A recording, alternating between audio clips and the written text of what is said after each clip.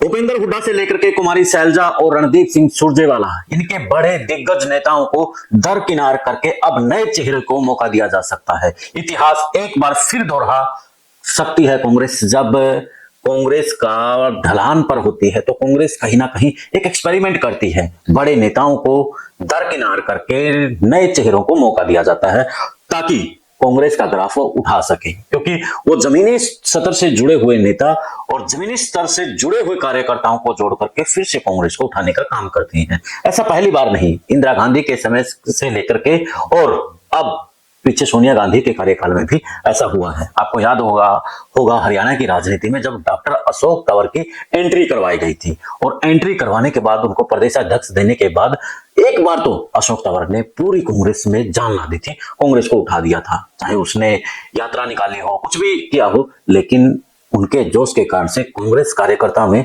जोश तो आया था और उसी जोश के बलबूते पर फिर से कांग्रेस खड़ी हो गई थी। अब हाल फिलहाल बिहार के जो कन्हैया कुमार हैं उनको राहुल गांधी ने आगे किया है, इसी प्रकार से हरियाणा में भी वो प्रदीप नरवाल को आगे करने की खबरें चल रही हैं। तो क्या कुछ है इसी पर आज का हमारा विश्लेषण रहेगा। उससे पहले आप बता दीजिए कमेंट करके कि क्या लगता है कि प्रदीप नरवाल उठ पाएगा और कांग्रेस को उठा पाएगा। कमेंट में आपकी राय जरूर दीजिएगा।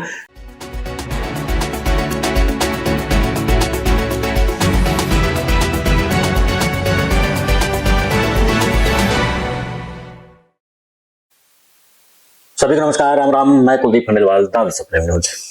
राहुल गांधी आजकल बड़े खिंचे से नजर आ रहे हैं, खिंचे से नजर आ रहे हैं और वो जो सीनियर नेता हैं उनको लेकर के उनकी खिंची है कि कांग्रेस को जिस तरीके से भारत जोड़ो यात्रा से ऊपर उठाया था, लेकिन इन नेताओं की मनमानियों के कारण से फिर से नीचे कांग्रेस आ रही है। बड़े बड़े नेता, चाहे भूपेंद्र सिंह हुड्डा है, चाहे कुमारी सैलजा है, देश में की राजनीति में अगर कांग्रेस के बड़े नेताओं में चाहे जयराम रमेश है, वेणुगोपाल है, तमाम जो बड़े नेता हैं उनकी जगह अब जो यूथ है, यूथ को अब आगे बढ़ाने की बात हो रही है। तो पहले बिहार की बात कर लेते हैं। बिहार में चुनाव है और चुनाव से पहले वहां पर इंडिया गठबंधन को दरकिनार करके जिस तरीके से कन्हैया कुमार को आगे बढ़ाया जा रहा है, उससे तो यूं ही लग रहा है कि राहुल गांधी अब एक बड़ा फैसला लेने जा रहे हैं। बेशक से बगावत हो जाए, लेकिन वो फैसला लेंगे। अब आर पार के मूड में है। अब कांग्रेस या तो ऊपर उठेगी या फिर बिल्कुल नीचे चले जाएगी। अब वो बीच वाला काम शायद राहुल गांधी देख रहे हैं कि उसका अब कोई फायदा नहीं है, तभी तो वो अब कन्हैया कुमार के साथ में दूसरे जो स्टेट हैं वहां पर भी वो अब प्लानिंग बना रहे हैं, मीटिंगें ले रहे हैं और नई कांग्रेस को खड़ी करने की कोशिश में है। अब कन्हैया कुमार ने वहां पर यात्रा निकालने जा रहे हैं। उस यात्रा का पूरा प्रारूप तैयार है। तो अब कन्हैया और राहुल बिहार में खेल करने जा रही है, तो उसके साथ साथ हरियाणा में भी खेल राहुल गांधी कर सकते हैं। यहां पर प्रदीप नरवाल को प्रदेशाध्यक्ष बनाया जा सकता है। जब प्रदीप नरवाल को प्रदेशाध्यक्ष बनाया जाएगा तो जो कुमारी सैलजा गुट है, रणदीप का गुट है और चाहे भूपेंद्र सिंह हुड्डा का गुट है, उन सबको या तो वो भूपेंद्र सिंह हुड्डा पार्टी छोड़ जाएंगे या फिर उन्हें प्रदीप नरवाल के नीचे काम करना होगा, क्योंकि प्रदीप नरवाल सीधे तौर पर प्रियंका गांधी से जुड़े हुए हैं, क्योंकि वो प्रियंका गांधी को सीधे लीड करेंगे और इन नेताओं की भी हिम्मत नहीं होगी कि वो प्रदीप नरवाल के काम को रोक सके।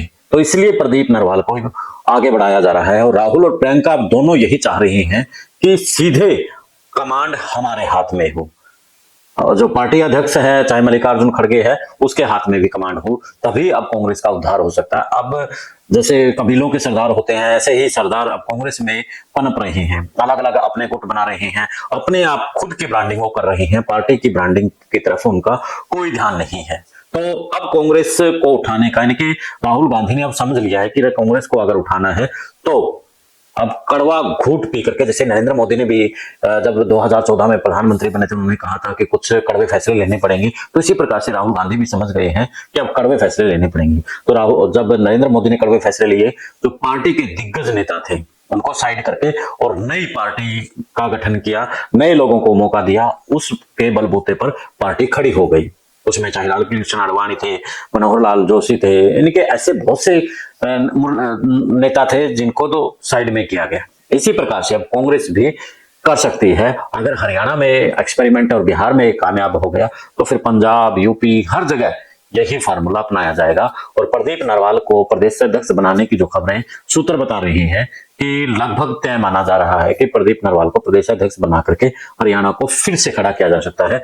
और जो विपक्ष का नेता है वो भी चौंकाने वाला नाम होगा। कौन होगा उसका भी हम आपको बताएंगे कि कौन नया चेहरा जो कि कांग्रेस में जान डाल सके, क्योंकि संगठन को उठाने के साथ में सदन में भी ऐसा व्यक्ति, ऐसा विपक्ष का नेता चाहिए जो कांग्रेस को उठाएगा। यानी कांग्रेस की जनता की आवाज बनेगा, जनता की आवाज बनेगा तो कांग्रेस को उस चीज का लाभ होगा।